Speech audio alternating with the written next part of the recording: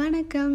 வாங்க சமைக்கலாம். இன்றைக்கி நம்ம சுவையான சனா மசாலா எப்படி பண்ணுறதுன்னு பார்க்கலாம். அதுக்கு தேவையான பொருட்கள்லாம் எடுத்து வச்சுக்கலாம். 2 ஸ்பூன் எண்ணெய், ஒரு மீடியம் சைஸ் வெங்காயம் இந்த மாதிரி சின்னதாக கட் பண்ணிக்கோங்க. ஒரு மீடியம் சைஸ் தக்காளி, அதுவும் இந்த மாதிரி சின்னதாக கட் பண்ணிக்கோங்க.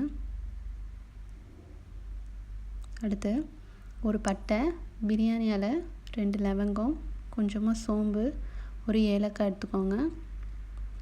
ஒரு ஸ்பூன் இஞ்சி பூண்டு விழுது, பச்சை மிளகாய் 2 எடுத்து இந்த மாதிரி கட் பண்ணிக்கோங்க. கொஞ்சமாக மல்லித்தழை, அது கூடவே 1/4 ஸ்பூன் மஞ்சள் தூள், 1 ஸ்பூன் மல்லித்தூள், 1/2 ஸ்பூன் கரம் மசாலா, 1 ஸ்பூன் மிளகாய் தூள் எடுத்துக்கோங்க. கொண்டக்கடலையை வேக வச்சு எடுத்துக்கோங்க. வாங்க எப்படி பண்ணுறதுன்னு பார்க்கலாம். பேன் ஹீட் ஆனதும் நம்ம எடுத்து வச்சுருக்க எண்ணெயை சேர்த்துடலாம். எண்ணெய் நல்லா சூடானதும் நம்ம எடுத்து வச்சுருக்க சோம்பு, பட்டை, பிரியாணி இலையை சேர்த்துக்கோங்க.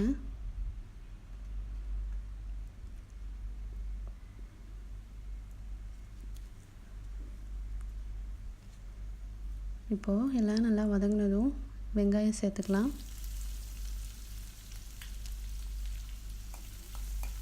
வெங்காயம் நல்லா பொன்னிறமாக ஆகிற அளவுக்கு நல்லா வதக்கிக்கோங்க.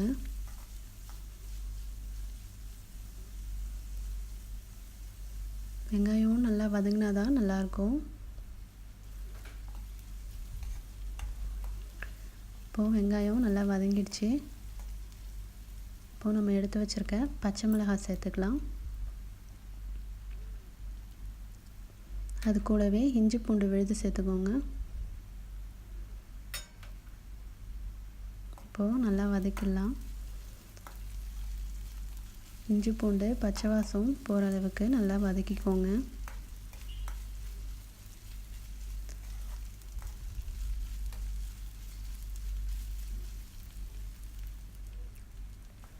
இப்போது எல்லாம் நல்லா வதங்கியிருக்கு. இதில் நம்ம கட் பண்ணி எடுத்து வச்சுருக்க தக்காளி சேர்த்துக்கலாம்.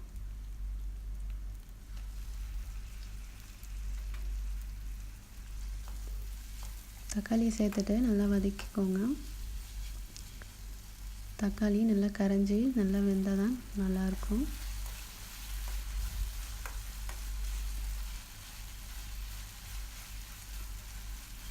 தக்காளிலாம் நல்லா வதங்கிடுச்சு. இப்போது நம்ம எடுத்து வச்சுருக்க மசாலா சேர்த்துடலாம். நீங்கள் உங்கள் காரத்துக்கு தகுந்த மாதிரி மிளகாத்தூள் போட்டுக்கோங்க.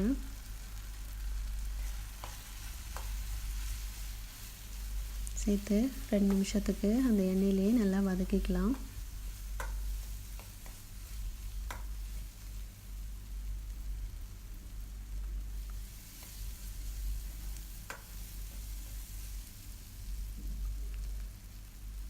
இப்போது கொஞ்சமாக உப்பு சேர்த்துக்கலாம்.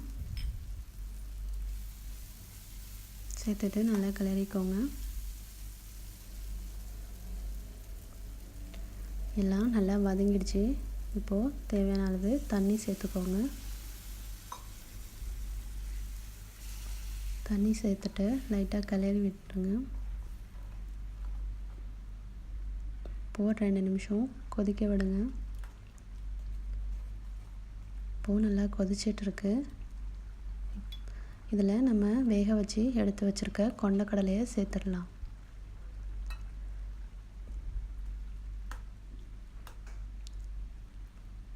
கொண்டக்கடலை சேர்த்துட்டு ஒரு 2 நிமிஷத்துக்கு நல்லா கொதிக்க விடலாம். 2 நிமிஷம் ஆயிடுச்சு. இப்போது நம்ம அந்த கிரேவி கொஞ்சம் திக்காக ஆகிறதுக்கு நம்ம கொண்டக்கடலையை இப்படி இந்த கரண்டி எடுத்து இந்த மாதிரி நசுக்கி விடுங்க. அப்போ தான் கிரேவி நல்லா திக்காக நல்லாயிருக்கும்.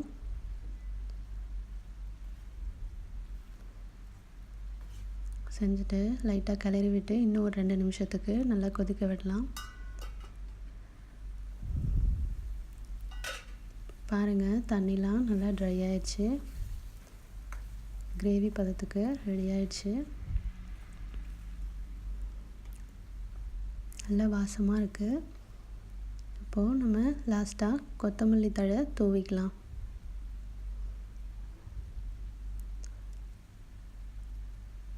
இப்போது அடுப்பை ஆஃப் பண்ணிவிடுங்க. அவ்வளோதான், சூப்பரான ரொம்ப சுவையான சன்னா மசாலா ரெடி ஆயிடுச்சு. இதை நீங்கள் உங்கள் வீட்டில் ட்ரை பண்ணி பாருங்கள். பூரி சப்பாத்தி கூடலாம் சாப்பிட ரொம்ப டேஸ்டியாக இருக்கும். இந்த ரெசிபி உங்களுக்கு பிடிச்சதுன்னா லைக் பண்ணுங்கள். ரொம்ப பிடிச்சதுன்னா எங்கள் சேனலை சப்ஸ்கிரைப் பண்ணுங்கள். தேங்க்யூ.